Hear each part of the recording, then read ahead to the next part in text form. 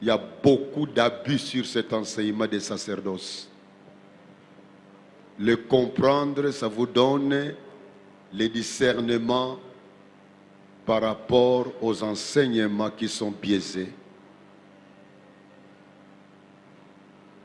L'orateur est un habitué parmi nous dans nos autres rencontres. C'est Dr Léon Wilson Maniema, que nous voudrions acclamer courtement parce que la distance est courte. Merci beaucoup. Asseyez-nous. Alléluia. Oui, que le Seigneur, notre Dieu, que le Seigneur Jésus-Christ soit loué. Amen. Il n'y a plus de temps à perdre. Nous voulons prendre une autre partie. Difficile de faire la récapitulation de ce qu'on a vu la fois dernière parce qu'on n'a pas tout le temps avec nous, assez de temps. C'est ainsi que je vais directement parler du sacerdoce, le sacerdoce de Melchisédek. C'est depuis la première fois quand Papa Sita m'avait invité, lorsque j'avais présenté l'ouvrage Le mur de lamentation Vaudor, les dangers de l'humanisme, j'avais parlé sur l'ordre de Melchisédek. Et l'ordre de Melchisédek, on l'appelle autrement la confrérie de Melchisédek. Et dans cet ouvrage de 310 pages, nous avons tous les détails à ce qui concerne la confrérie de Melchisédek. La confrérie de Melchisédek ou l'ordre de Melchisédek, nous trouvons cela dans les gnosticismes, dans la Kabbale juive. Vous savez que le gnosticisme nous présente une autre doctrine qui est en désaccord avec le vrai christianisme. Mais ils se font appeler aussi faussement les chrétiens gnostiques. Et pour eux, ils encouragent les gens, voilà, c'est déjà aussi ça la différence, à la lecture des livres apocryphes. Et par là, nous n'avons pas la même doctrine avec eux. Le gnosticisme croit que l'homme peut obtenir le salut par la connaissance. Et il s'agit pas d'une connaissance ordinaire, mais plutôt de la connaissance mystique. Cependant, pour nous, nous croyons que le salut, c'est par la foi au nom de Jésus. Alléluia. Alors, pour ce qui concerne le sacerdoce de Melchisédek, vous verrez ça à la page 205. On n'a pas eu le temps de présenter les schémas, mais seulement je vais en parler pour comprendre ce que représentent ces schémas.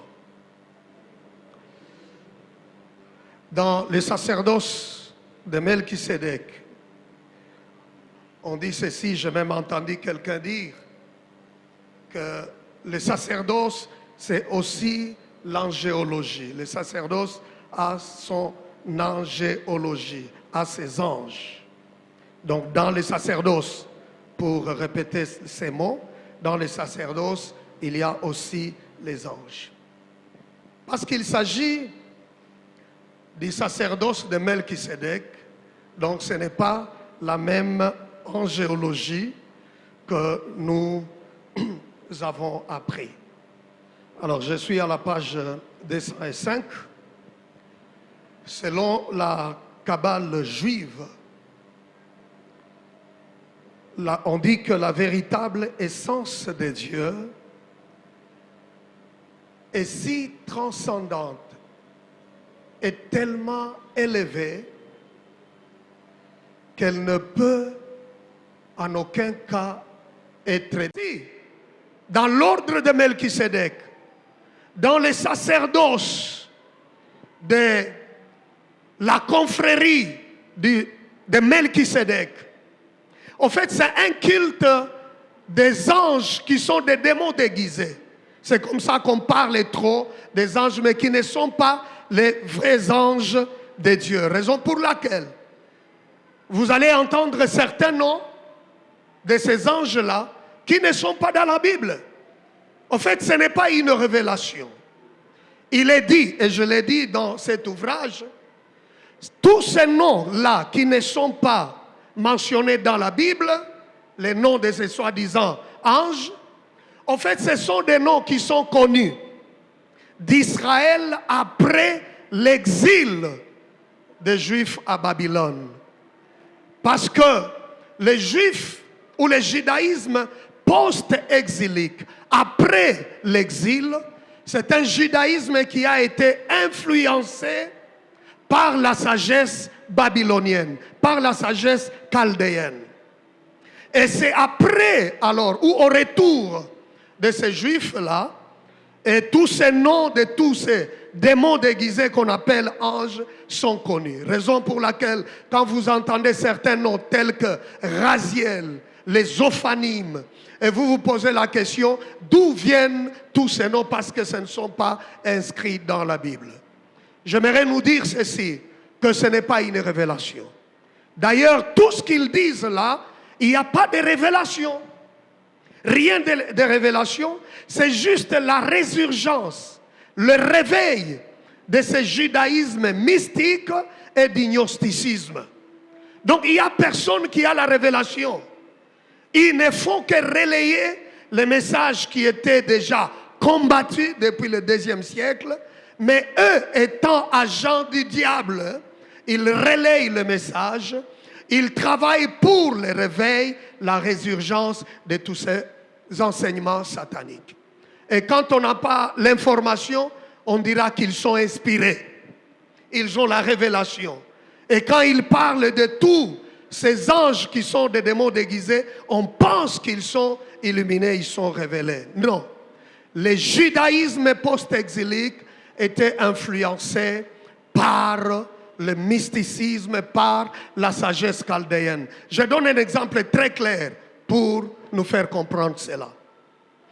À la première déportation, quand les Juifs sont partis à Babylone, on a cherché, on a pris les jeunes qui étaient doués, qui étaient intelligents, sages. Et parmi eux, si vous vous rappelez, il y avait Daniel, Shadrach, Meshach, avec les noms qu'ils ont portés de Babylone. Et on a voulu que ces jeunes travaillent à la cour du roi. Et la Bible dit quoi? Pour qu'ils apprennent les langues chaldéennes. Donc, on voulait, et j'ai fait ce travail de ces chapitres-là, son exégèse dans cet ouvrage, on voulait qu'ils apprennent la sagesse chaldéenne. Et les Juifs ont été obligés comme cela. Et à partir de là, le judaïsme a été apostasié. Et finalement, ces enseignements sataniques ont été incorporés dans le judaïsme. Voilà pourquoi on parle du judaïsme apostasié, ce que nous sommes en train d'observer aujourd'hui. L'arbre de vie, qui est l'arbre de Séphiro, c'est-à-dire l'arbre des 10 émanations, dans le judaïsme mystique, appelé la Kabbale, ce schéma, cet arbre-là, illustre, montre comment les Ein Sof, soi-disant véritable essence de Dieu, agit, exprime son énergie, agit à travers les anges et jusqu'aux êtres humains. Et les noms, je venais de le dire, les noms des anges, selon les Talmudes. Le Talmud qui est le livre pour la formation des rabbins. Je nous rappelle ici qu'il y en a deux sortes de Talmuds, les Talmuds de Jérusalem et les Talmuds babyloniens. Et c'est le Talmud babylonien qui est le plus méchant, raciste, qui exprime la haine, blasphématoire, qui insulte Jésus-Christ. Je l'avais dit lors de la présentation du livre Le Mire de Lamentation et Veau d'Or. Parce que là, on trouve même les passages abominables. Les passages contre Christ, contre le christianisme, contre les littératures chrétiennes, contre le Nouveau Testament. Dans les Talmuds babyloniens, il est dit clairement que Jésus se retrouve, selon cette affirmation du Talmud babylonien, que Jésus se retrouverait en enfer. En enfer, en train de faire quoi? En train de bouillir les excréments des rabbins parce qu'il a refusé les rabbins. Dans les Talmuds babyloniens, il est dit clair qu'un juif ne peut en aucun cas collaborer ou même faire le business avec un chrétien. Les mêmes convictions. Ce qui veut dire tout simplement, certains qu'on appelle frères ne sont plus frères, ne sont plus chrétiens. Quelqu'un peut renier Jésus tout en continuant en citant le nom de Jésus. Donc, que personne ne nous trompe parce qu'il cite le nom de Jésus et nous disons, voilà, c'est l'un de nous. Nombreux, quand bien même ils peuvent citer le nom de Jésus, ils ne sont plus avec lui. Bien-aimés, je le disais que pour les Talmuds babyloniens, il est même dit clairement qu'il faut déchirer, brûler le Nouveau Testament. Et les chrétiens sont les fils du serpent, sont maudits. Il est même interdit aux Juifs d'entrer dans l'église, une église chrétienne. Alors, posons-nous la question, quand quelqu'un se dit chrétien pasteur, peut inviter un rabbin. Je l'ai vu encore il n'y a pas longtemps, un rabbin a été invité dans une église, j'appellerais ça sanctuaire de Satan, parce qu'il parlait du tabernacle et pendant tout son sermon, il n'a pas cité le nom de Jésus. Pour citer le nom de Jésus, il ne pouvait pas. Alors il appelait seulement le maître a dit. Le maître a dit. Qui est ce maître?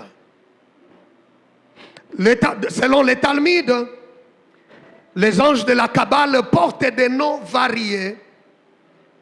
Et je l'ai dit tout à l'heure, que ces noms sont devenus connus d'Israël qu'après le retour de l'exil babylonien. Si vous entendez quelqu'un parler ou citer des noms de certains anges qui ne sont pas dans la Bible, comprenez facilement qu'il se réfère pas à la Bible, mais soit au Talmud ou au livre apocryphe. C'est comme ça que, pour ceux qui ont suivi, un jeune homme Alimété qui encourage même ses ouailles à lire les livres apocryphes. Bien-aimés, les livres apocryphes aujourd'hui sont devenus la source de l'inspiration de certains prédicateurs qu'on appelle faussement prophètes.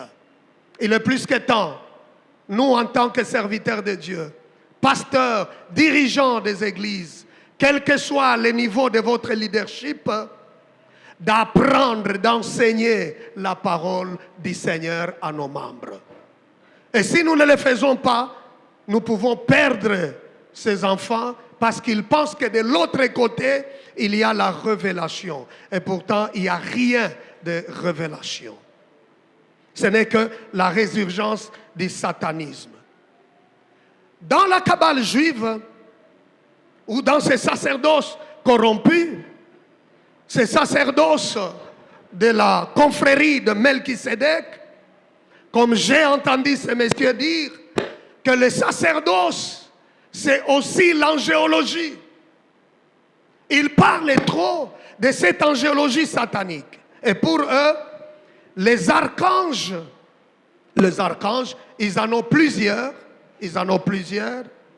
supervisent les branches de l'arbre Donc ça, c'est ça l'arbre. C'est ça l'arbre qu'on appelle l'arbre de vie.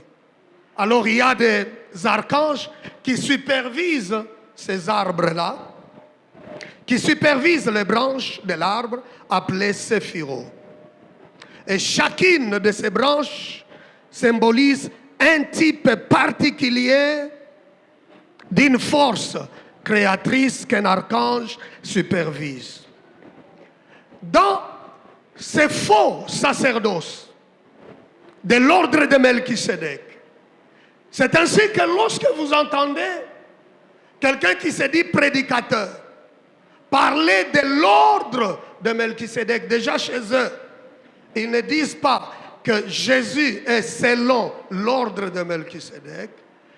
Ils interprètent à leur manière et ils disent que Jésus est dans l'ordre de Melchisédek. Il y a encore un problème aujourd'hui. Lorsque, vous savez qu'il y a beaucoup de chrétiens qui ne savent pas, qui ne comprennent pas qui est Melchisédek. Il y a des chrétiens qui pensent que Melchisédek, c'est Dieu, que Melchisédek, c'est Jésus, que Melchisédek, c'est un ange supérieur. Il y a encore même des serviteurs de Dieu qui ne savent pas que Melchisédek, c'est juste un type de Jésus-Christ. Donc pas seulement ceux de la Kabbale ou du gnosticisme. Quand on ignore la connaissance de qui est le Melchisédek de la Bible, ça ouvre même la porte au mysticisme. Il y a encore nombreux parmi nous qui ne comprennent pas. Il y a un bien-aimé qui était même fâché quand je lui parlais de la typologie de Melchisédek. Parce que pour lui, c'est Dieu. Pour lui, c'est Jésus-Christ. Et quand quelqu'un croit comme ça, il n'est pas loin de la séduction du gnosticisme. Il n'est pas loin de la séduction de la Kabbale juive. Parce que pour la Kabbale juive, qui est Melchisédek? Soit c'est l'ange supérieur. Qui est Melchisédek? C'est Elohim. Qui est Melchisédek? C'est Dieu lui-même. Bien-aimé, pour la Kabbale juive, comment l'homme peut développer une relation avec Ein Sof, avec Dieu? Et pour développer cette relation, l'homme doit se concentrer sur les différentes énergies une par une. Qu'est-ce qu'on appelle énergie dans la Kabbale juive? Et quand vous entendez tous ces gens-là, soi-disant prophètes, qui sont dans ce monde mystique, dans leurs sermons, ils parlent de l'énergie. Peut-être que nous avons une autre compréhension, un autre entendement de l'énergie.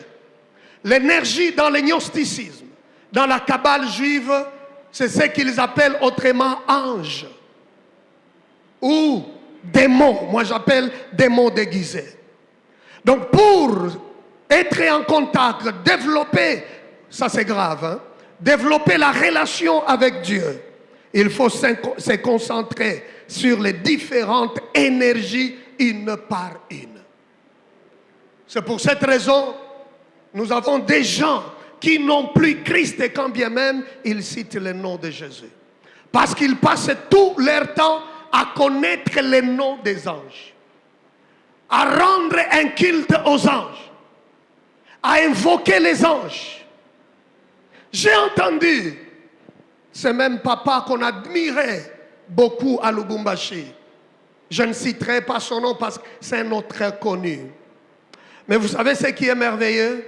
Il est impossible, je suis très convaincu, il est impossible quelqu'un qui marche avec Dieu correctement dans la crainte et qu'il finisse mal.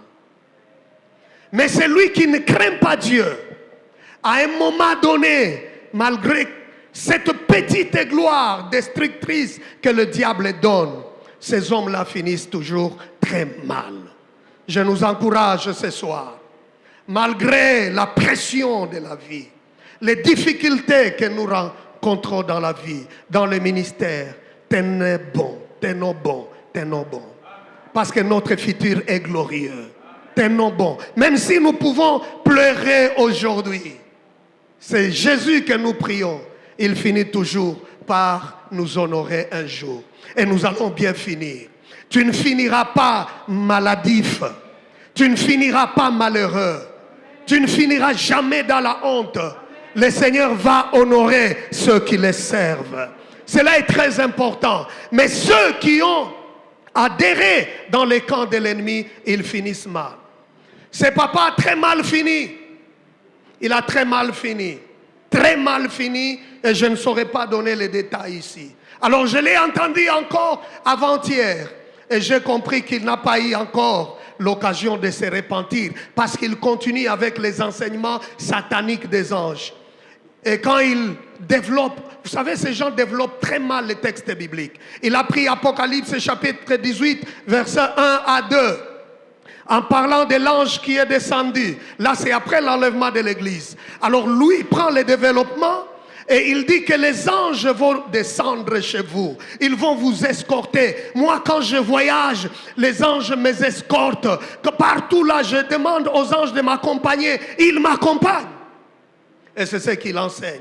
Il dit que les anges ont une grande lumière pour couvrir toute la terre. Il dit quand il était une fois au Gabon, lors de sa croisade en public, il a vu Gabriel, il a vu Michael, et les deux lui ont dit, c'est nous qui contrôlons toute la terre. Et les gens ont applaudi. Ils ont dit, la révélation, notre papa, la révélation. Dans la Kabbale juive, il ne se concentre pas sur Jésus. C'est ça la différence. Si vous connaissez quelqu'un, vous découvrez quelqu'un qui est dans ce cercle mystique de destruction, il n'est plus votre frère, même si il peut citer le nom de Jésus. Nous nous concentrons sur Jésus-Christ. Quand la Kabbale juive dit que la véritable essence de Dieu est tellement élevée, et l'homme ne peut pas connaître cette essence divine, alors il interagit à travers l'énergie, les énergies, les séphirots. Non, nous disons que Yahweh s'était déjà révélé par son Fils Jésus-Christ. Nous connaissons notre Dieu. Il est avec nous et il est ici à travers Jésus-Christ.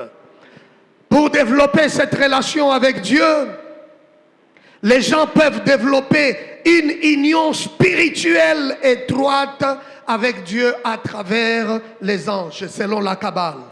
C'est-à-dire, pour la Kabbale juive et pour le gnosticisme.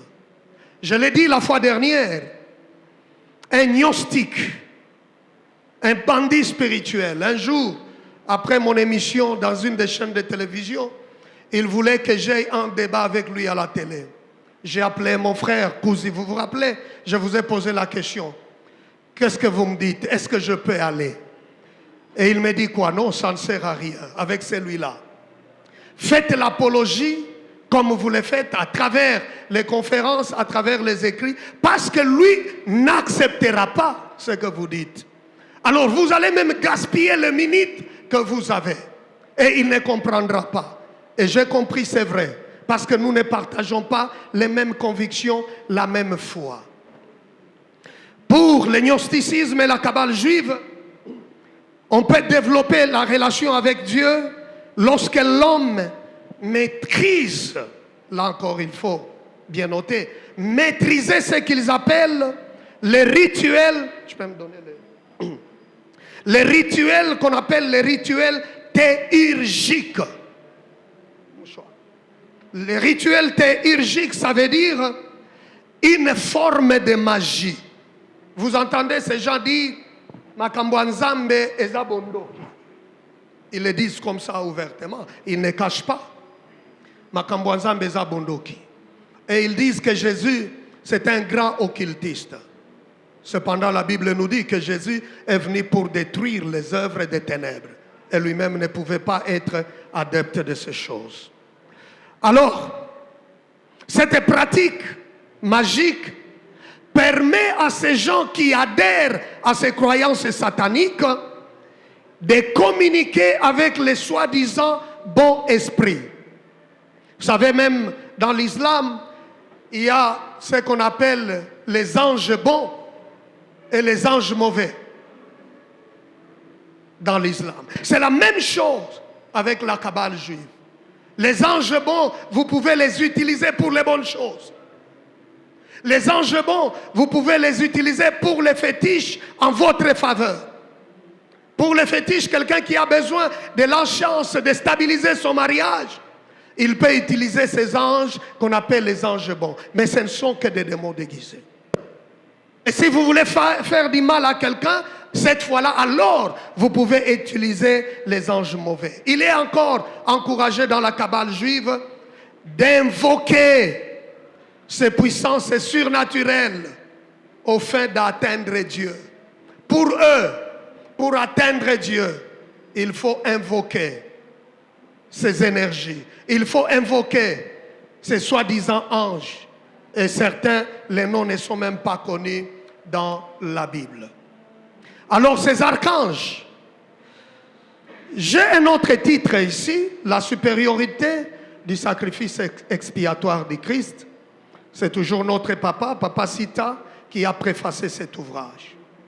Je vais ici vous citer quelques archanges, quelques anges qui ne sont pas les anges de Dieu, mais qui ne sont que des démons déguisés. Parce que le judaïsme apostat a développé leur propre angéologie qui n'a rien à voir avec la Bible. C'est tout ce que ces gens sont en train de nous enseigner. À cause du temps, je vais citer peut-être deux.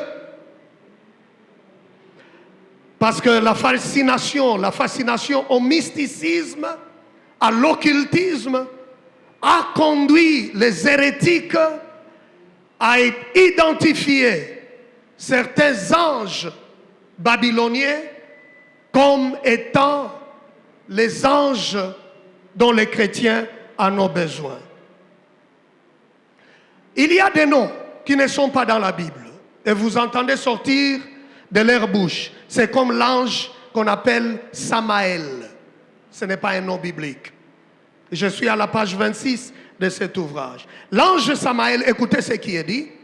L'ange Samaël a mis Ève enceinte. Ça peut vous dire déjà quelque chose. Et une autre occultiste, Blavatsky, Elena, a dit ceci. Caïn le mâle était le fils d'Ève par Samaël, le diable. Ça vous dit quelque chose où je vous amène? Quelqu'un peut comprendre où je vous amène?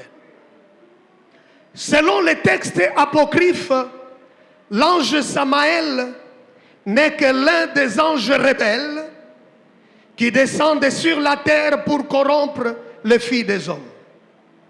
Il est, c'est-à-dire cet ange Samaël, signalé présent dans le jardin d'Éden lors du péché originel. Il est dit que Samaël était jaloux d'Adam. C'est pourquoi il avait pris la forme du serpent pour tenter Ève, à la suite de quoi il est appelé Satan. J'aimerais nous rappeler ici que l'enseignement du branhamisme, l'enseignement de Branham, qu'il appelle révélation, parce que lui-même Branham dit quoi?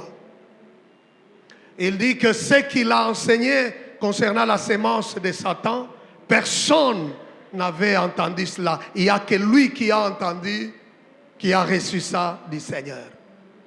Mais il ment, parce que cet enseignement de la Kabbale juive, du gnosticisme, cet enseignement satanique existe avant Branham.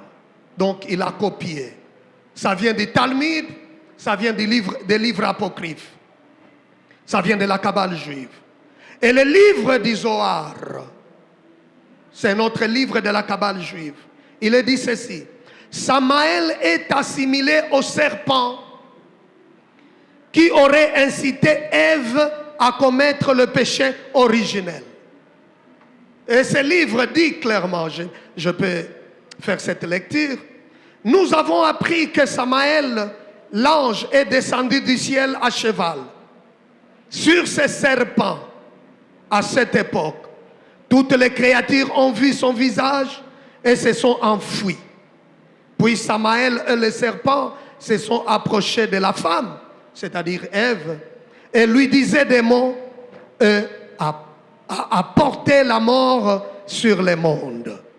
C'est cet enseignement que Branham nous a donné. C'est un enseignement qui vient de la Kabbale juive, qui vient de la franc-maçonnerie. Branham avait dit ceci. Et alors, c'est là qu'il m'a parlé et m'a dit, les 7 sceaux vont être ouverts. Les 7 mystères, le mystère en 7 points de la Bible qui avait été caché depuis la fondation du monde vont être révélés. Et nous, bien que nous soyons un modeste petit groupe, en comparaison du monde entier, nous avons bénéficié de ces bénédictions. D'entendre ces mystères, le mariage, le divorce, la sémence du serpent. C'est ce qu'il appelle révélation. Mais ça ne vient pas de lui, mais ça vient du gnosticisme, ça vient de la franc-maçonnerie, ça vient de la Kabbale juive. Les anges de la Kabbale juive, que tous ces soi-disant prophètes appellent révélation. Ces anges-là qui chapeautent les séphirots, qui gèrent les séphirots. Vous savez que la Kabbale juive, un kabbaliste, c'est un allié de la franc-maçonnerie. C'est un allié du gnosticisme. Ce n'est pas votre frère, ce n'est pas notre frère. Je voudrais quand même donner, il y en a tellement nombreux, mais je vais parler aussi, heureusement j'avais parlé de ça depuis bien longtemps, mais j'ai entendu, c'est à l'imiter, quelqu'un parlait, soi-disant prophète, il parle des ophanimes. Peut-être vous avez entendu ces garçons parler des ophanimes. Et il dit que ce sont les anges. C'est parmi les anges de Dieu. Et il est parti d'une mauvaise interprétation du livre d'Ézéchiel. Je l'ai dit que la fascination au mysticisme a conduit les hérétiques à identifier les ophanimes comme une classe distincte des êtres évangéliques, aux côtés des séraphins et des chérubins. Cet enseignement vient d'où? Concernant les ophanimes, qu'on appelle anges de la 2e classe. C'est tiré des manuscrits de la mer morte, des livres apocryphes.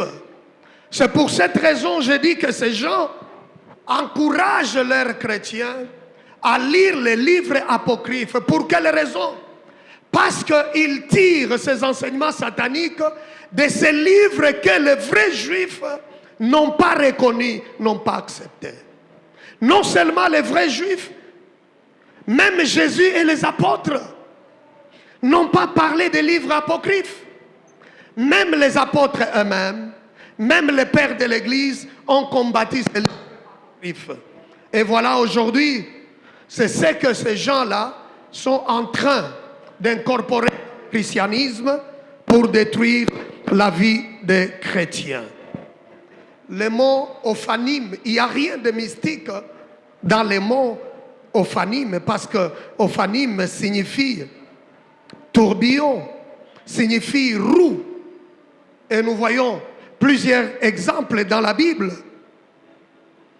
Dans les Écritures, le mot ophanime est utilisé pour désigner l'équipement du temple, dans 1 Roi chapitre 7 verset 30, pour désigner les roues du char, les roues de l'air de battage, Ésaïe 28 17. Donc il n'y a rien de mystique. Mais comme la Kabbale juive lisent la Bible à leur manière, ils ont leur propre exégèse. C'est pour cette raison ils ont identifié les ophanimes, donc les roues du char, selon qu'il est écrit dans le livre d'Ézéchiel, comme étant les anges Et quand je l'ai entendu, ce jour-là, il n'est pas allé trop loin. Mais je sais ce qui est en lui et où il veut amener ses ouailles, ses membres. Parce que quand on parle des ophanimes, je le dis encore, ce ne sont pas les anges qui sont dans la Bible, c'est une interprétation du monde mystique de la Kabbale juive. Vous ne trouverez jamais la Bible parler des anges ophanimes. Alors dans cet enseignement de la Kabbale juive, les ophanimes aident quelqu'un à sortir de son corps. Les ophanimes, qu'est-ce qu'ils apportent selon la Kabbale juive aux humains? Ils apportent la clairvoyance. Ils apportent la clairaudience. Ils ouvrent les... Vous entendrez quelqu'un parler des ophanimes dans l'église. C'est ça, l'angéologie de ces sacerdoces de Melchisédek. Ce n'est pas la même chose, mais ils sont alors tellement nombreux. Je l'ai dit ici, ils encouragent leurs membres à lire les livres apocryphes parce que tous ces enseignements sataniques viennent de là. J'ai entendu encore quelqu'un, il parlait sur son affiche pour son séminaire, il parle de l'air, du feu, du vent et de l'eau. Je ne sais pas si vous avez déjà entendu parler de ces choses. Et dans l'ordre de Melchisédek, dans les enseignements du gnosticisme, l'eau, le vent, le feu représentent certains anges de la Kabbale juive. Alors quand je vis ces frères, son affiche c'était ça. Il dit on va parler du mystère. Le mystère de l'eau, le mystère du feu, le mystère du vent, le mystère de ces 4 éléments. Ils en parlent maintenant tellement. Quand vous entendez quelqu'un parler de ces choses, il parle autrement de ces démons déguisés qu'on appelle anges. Donc il enseigne aux gens le mysticisme, l'occultisme, parce que ce sont les anges de Babylone, du judaïsme apostasié.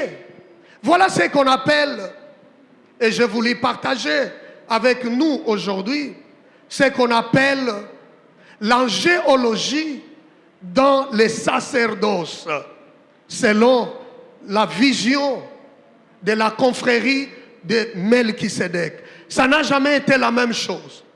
Ce n'est pas la même angéologie que nous, on a appris. Enfin, dans ce livre, la supériorité du sacrifice expiatoire du Christ, j'ai voulu montrer aux chrétiens que Jésus-Christ est supérieur aux anges.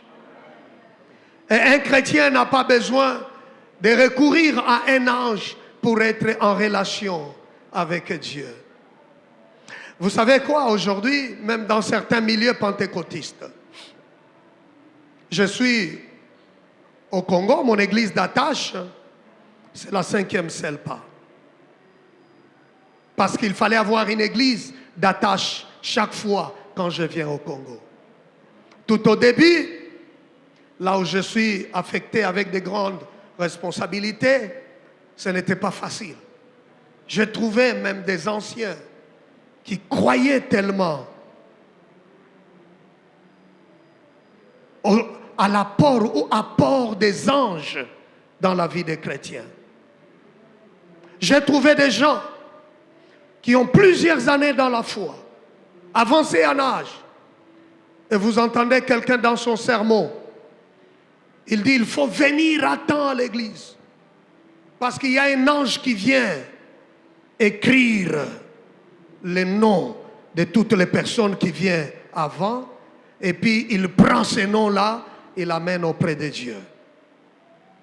Et un autre jour, il dit, l'ange là, quand on commence la prière, c'est cet ange-là qui collecte les prières et il amène ça à Dieu. Je dis, waouh! Donc pour que nos prières soient entendues par Dieu, il faut que ça passe par les anges. Et là, c'est dans une église pentecôtiste. Alors les jours où j'ai commencé à enseigner sur l'angéologie, lui, il y avait un vieux là qui était très fâché. Et c'était à l'étude biblique. Il dit, non, docteur, les anges existent. Moi je dis, oui, les anges existent. Et c'est quoi le problème? Il dit, non, ils sont tellement supérieurs. Ces anges-là nous encadrent. Ces anges-là nous escortent comme l'autre que j'ai entendu à Lubumbashi.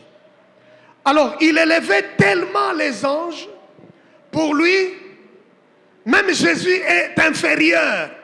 Alors, ce qui m'a choqué, c'est quand il a dit que les anges sont éternels. Pour dire que les anges sont éternels, ça veut dire quoi? Les anges n'ont pas été créés.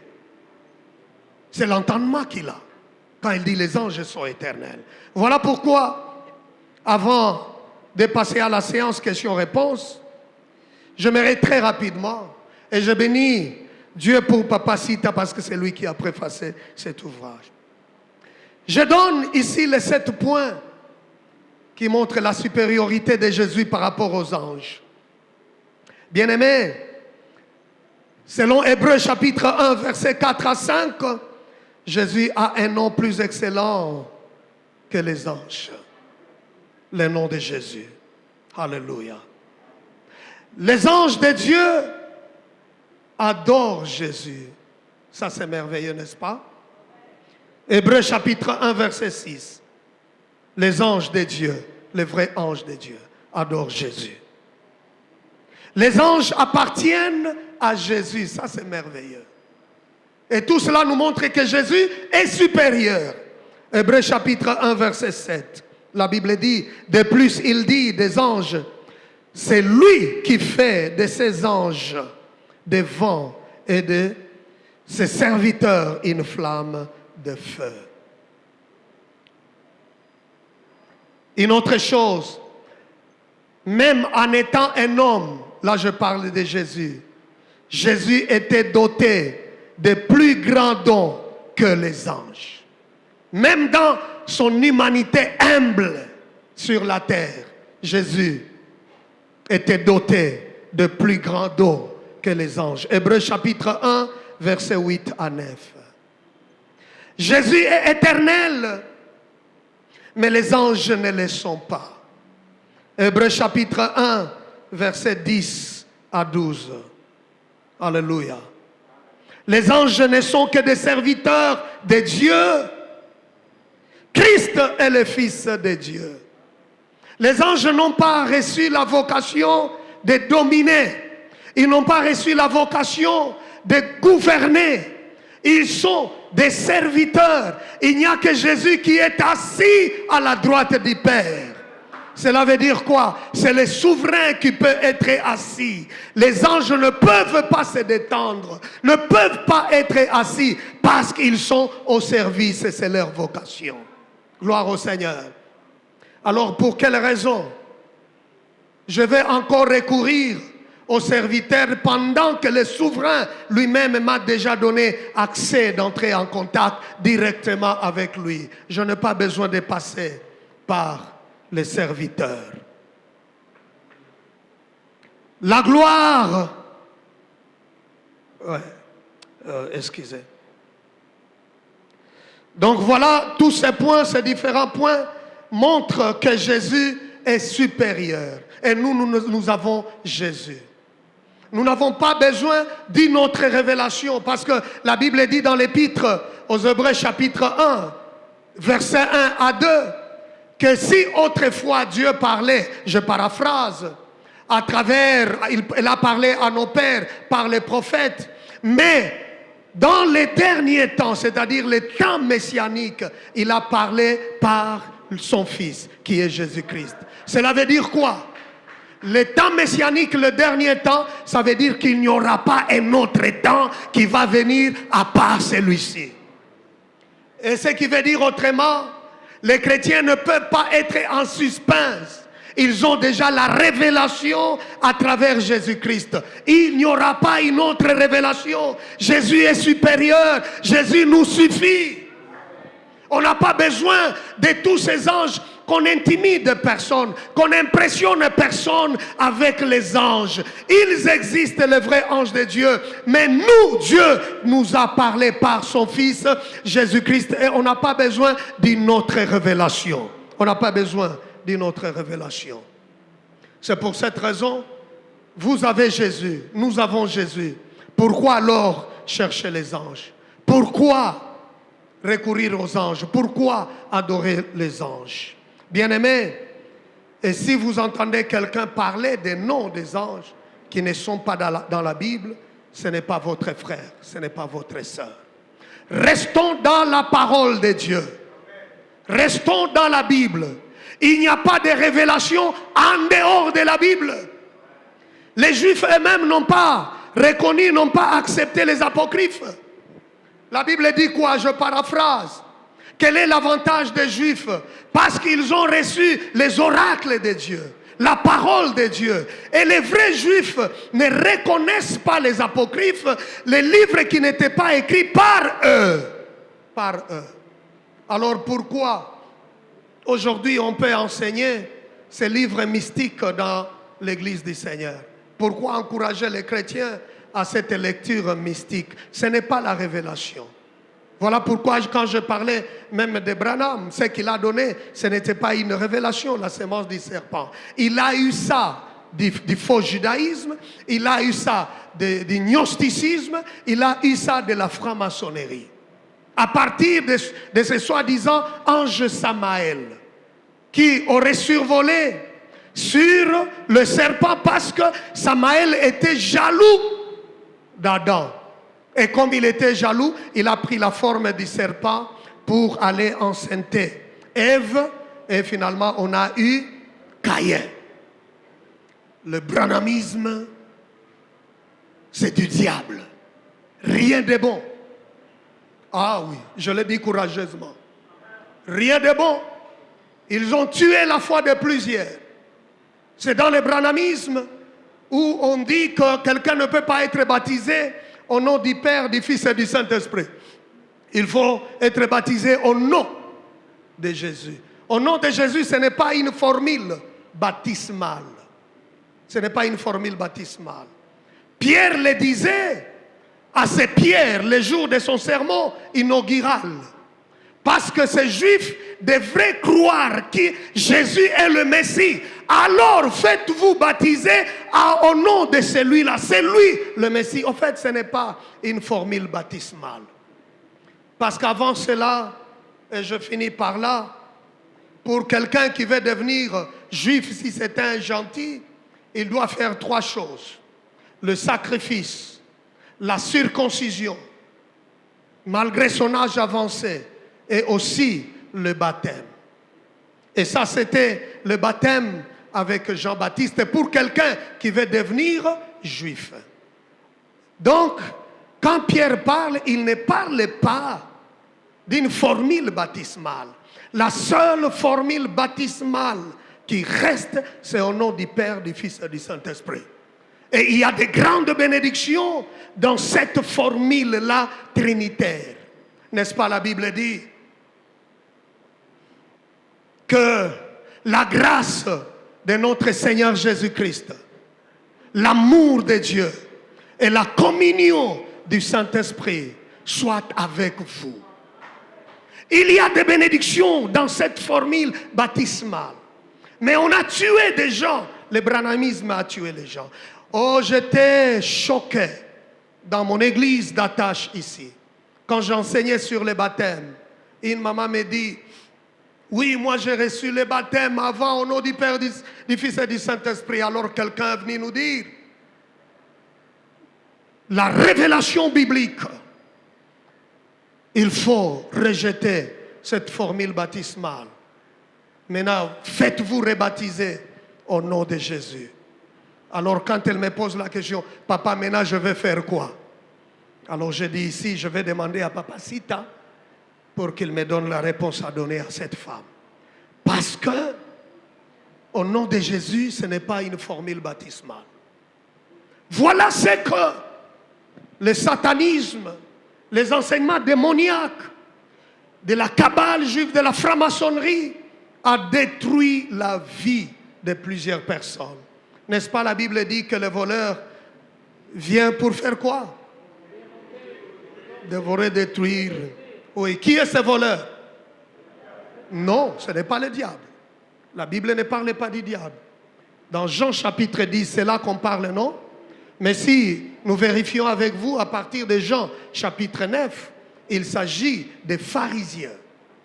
Avec leurs enseignements, ils tuent, ils égorgent, ils volent la foi. Et cela continue jusqu'à présent. Raison pour laquelle nous avons une lourde responsabilité d'enseigner surtout les temps qui courent, d'enseigner nos fidèles, d'enseigner les membres. Que le Seigneur vous bénisse. Gloire au Seigneur.